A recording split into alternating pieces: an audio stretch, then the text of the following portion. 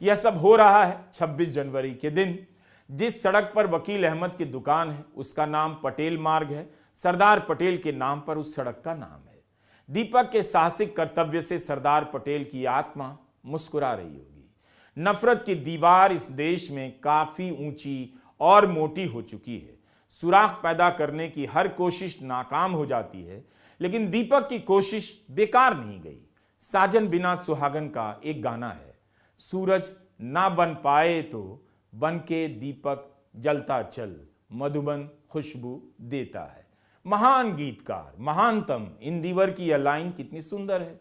दीपक बनना मतलब छोटी छोटी कोशिशें करना।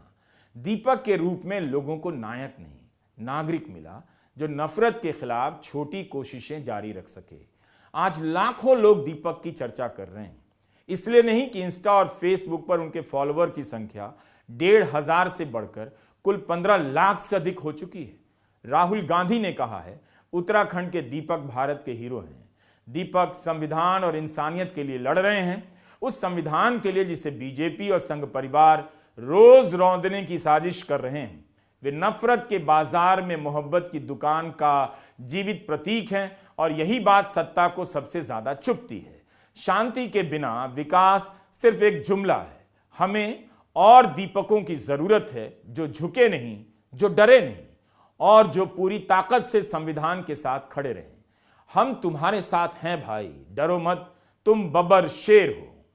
हाल में उत्तराखंड में आप नजदीक है तो बीजेपी सरकार ने एक दीपक जिन्हें अपना नाम मोहम्मद दीपक रख लिया था, एक मुकदमा दर्ज करा दिया जो सद्भावना की रक्षा के लिए खड़ा हुआ था। जब रक्षक की भक्षक बन जाएगा, रक्षक की भक्षक बने तो आम आदमी रक्षा कहा, आम आदमी को रक्षा कहाँ है। एक आदमी झगड़ा सुलझाने के लिए उनको जब कुछ समाधान करने के लिए जाते हैं उसी को आप धमकी देते हो, मारते हो, खत्म करते हो। ये इसका नाम इसीलिए मैं कहता हूं सहिष्णुता आपके पास नहीं है। आप सिर्फ पोलराइजेशन की पॉलिटिक्स करते हो, वोटों के लिए लड़ते हो और बड़े बड़े भाषण करते हो सिर्फ पोलराइजेशन के लिए, देश के लिए नहीं। नफरत की राजनीति ने नागरिकता का बोध ही खत्म कर दिया। गलत होता देखकर भी लोग चुप हो जाते हैं। संसद से लेकर हाउसिंग सोसाइटी, गांव, कस्बों और ट्रेन के अंदर कहीं भी कभी भी कोई किसी भी मुसलमान से उसका नाम पूछ लेता है, उसका ठेला पलट देता है, कोर्ट के आदेश आने से पहले घर पर बुलडोजर चला देता है। इसी राजनीति ने चेतन सिंह को हत्यारा बना दिया जब उसने चलती ट्रेन में 3 मुसलमान को गोली मार दी। तो ये समझ में नहीं आता कि ये एक ही कौम को क्यों टारगेट करते हैं, क्यों उनके लिए उल्टा सीधा बोलते हैं, क्यों उनके लिए भला बोलते हैं, ऐसा बोलते हैं, गंदा बोलते हैं। क्या इस देश की मट्टी में इस देश के लिए उन्होंने लड़ाइयाँ नहीं लड़ी है, या एक ही कौम ने लड़ाई लड़ी है, या हम ही लोग, या जैसे कि मैं ही हो गया, मैं एक हिंदू हूँ, क्या मैंने ही लड़ाई लड़ी है? नहीं, सभी कौम ने लड़ाई लड़ी है, चाहे वो हिंदू हो या मुसलमान हो, चाहे सिख हो, चाहे ईसाई हो। सभी जातियों ने उनके लिए, इस देश की आज़ादी के लिए लड़ाई लड़ी है और सब ने अपने परिवार के सदस्यों को खोया है। तो मैं सिर्फ इतना ही कहना चाहता हूँ कि प्यार मोहब्बत से रहिए। सब हमारे ही देश के वासी हैं, सब ने हमारे देश के लिए बहुत कुछ किया है। जाहिर है दीपक के खिलाफ माहौल बनना ही था, उसे धमकियां दी जाने लगी। दीपक के घर के बाहर नारेबाजी हुई। इन धमकियों के चलते दीपक और उसके दोस्त विजय रावत को थाने में रखना पड़ा। अपने इंस्टाग्राम पर पोस्ट किए वीडियो में देखा जा सकता है कि भीड़ दीपक के जिम के बाहर इकट्ठा हो गई है।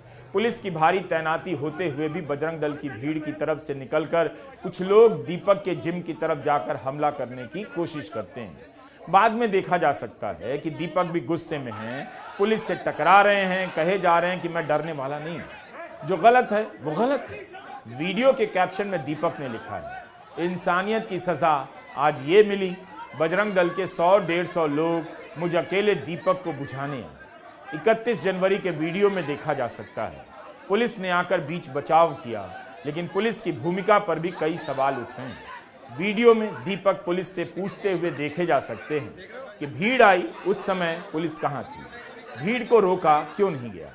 मीडिया को दिए इंटरव्यू में पहली घटना के बाद हुई हिंसा को लेकर कई बार भावुक होते हैं दीपक। कहते हैं उनकी मां के सामने उन्हें गालियां दी गईं, उन्हें अपनी मां, पत्नी और LKG में पढ़ने वाली बेटी की सुरक्षा की चिंता है। घटना के बाद दिए इंटरव्यू में दीपक ने कहा कि उन्होंने पहले ही बजरंग दल की एक पोस्ट प्रशासन को भेज दी जिसमें दीपक के खिलाफ कोटद्वार में इकट्ठा होने का मैसेज शेयर किया जा रहा है। अगर प्रशासन को पहले से जानकारी मिल चुकी थी, फिर 31 जनवरी की घटना के लिए पुलिस महकमा तैयार क्यों नहीं हुआ?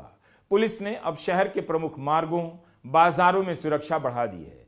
पौड़ी गढ़वाल पुलिस ने कहा है कोटद्वार में शांति, सुरक्षा और नियम कानून बनाए रखने के लिए निगरानी हो रही है, पेट्रोलिंग हो रही है, गाड़ियों की छानबीन हो रही है, संदेहास्पद लोगों को चेक किया जा रहा है ताकि कोई अप्रिय घटना ना हो। 3 फरवरी को दीपक के जन्मदिन के मौके पर उनके घर और जिम के बाहर सुरक्षा बढ़ा दी गई। एक आदमी ने एक बुजुर्ग मुसलमान के हक में आवाज उठाई तो पूरा शहर, पूरा प्रशासन सहम गया है।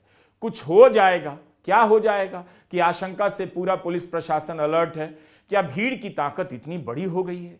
इस भीड़ के पीछे किसकी राजनीति का समर्थन है? क्या प्रधानमंत्री मोदी के पास इस प्रश्न का कोई उत्तर है? देखो, पहले तो इतने टाइम तक ये जो चलता रहा, मेरे को लगा नहीं है 31 तारीख को देखकर कि जो लोग यहाँ पर आए थे जिन्होंने बहुत बवाल किया है, 4-5 घंटा उन्होंने यहाँ पर गालियाँ दी हैं, उल्टा सीधा बोला है, तो ये देखकर मेरे को कहीं नहीं लगा कि पुलिस वालों ने हमारी हेल्प करी है। अगर हमारी हेल्प करी होती तो हमारे पर मुकदमा लगता क्यों? और अगर हेल्प करने का विचार था तो उनको आने दिया क्यों? और जब इतने अंदर वो आ गए तो उनको इतनी देर तक यहाँ पर कोटद्वार में उनको बदतमीजी करने दी क्यों? आपके ऊपर इतना मुकदमा जो लगा है, आप इससे कैसे बचेंगे? देखो, बचना ना बचना वो तो मेरी समझ से बाहर है, उसके लिए तो बात करनी पड़ेगी, क्योंकि मेरे को तो यही समझ नहीं आ रहा है कि मेरे ऊपर मुकदमा हुआ कैसे। अब तो बचने का तो मेरी समझ से बाहर है कि मैं कैसे बचूंगा। वैसे बातचीत चल रही है, यार दोस्तों से बात चल रही है कि इसके ऊपर कार्रवाई कैसे होनी चाहिए, बात कैसी होनी चाहिए कि मेरे ऊपर मुकदमा क्यों लगा है। दीपक को यह सवाल परेशान कर रहा है। उत्तराखंड सरकार को और सुप्रीम कोर्ट को दीपक की सुरक्षा की उचित व्यवस्था करनी चाहिए। उत्तराखंड में सांप्रदायिक तनाव की यह कोई पहली घटना नहीं है। हाल ही में वहां बढ़ते सांप्रदायिक तनाव पर रिपोर्ट आई।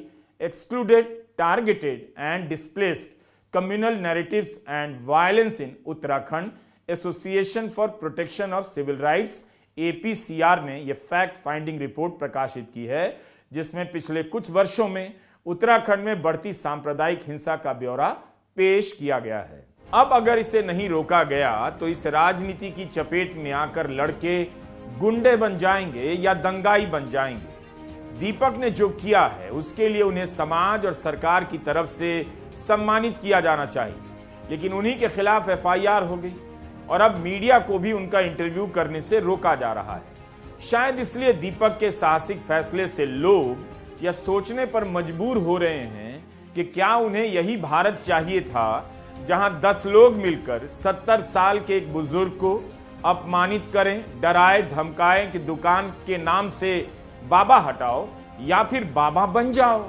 यह शैला नेगी हैं। अप्रैल 2025 में नैनीताल में खबर फैलती है कि एक मुसलमान आदमी ने कथित रूप से एक नाबालिग का बलात्कार किया है। जवाब में हिंदूवादी संगठन जामा मस्जिद पर हमला कर देते हैं, मुसलमानों की दुकानों पर तोड़फोड़ करते हैं, नारेबाजी करते हैं। उसी दौरान शैला नेगी सनक चुकी भीड़ के बीच चली आती हैं और लोगों से सवाल करने लग जाती हैं। दीपक कश्यप से उस राजनीति को डर लग रहा होगा। आज न कल इस डर को ना कहना ही होगा।